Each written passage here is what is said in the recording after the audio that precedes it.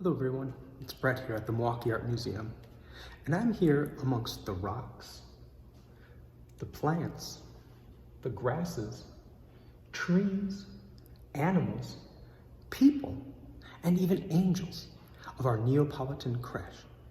A creche is a miniature display showing the nativity or birth of Jesus. A creche scene can be as small as a few figures important to the story of Christ's birth,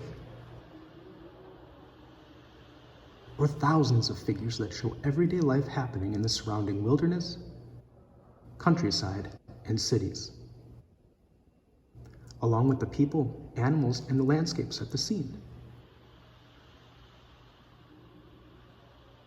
With all its different pieces, a creche can change each time it's displayed. Here's what our creche looked like before it was updated in 2019, and here's what it looks like now. Each figure is separate and can be arranged in different places in the scene. The figures are made so that the arms, legs, and heads can be moved into different poses. Let's make our own scene, starting with the movable figures.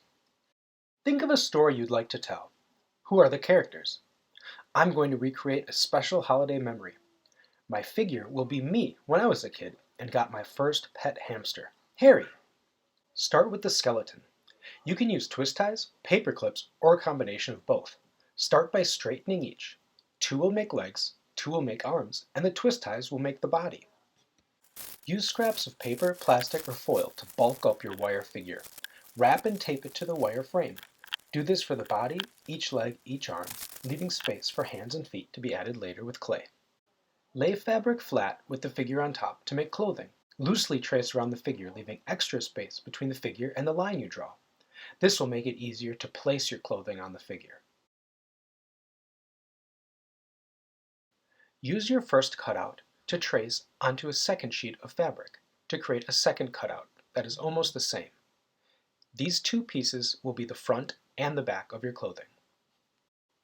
Repeat these steps for each article of clothing you'd like to make for your figure. Squeeze a thin line of glue around the edges of your fabric where you want the front and back to be held together.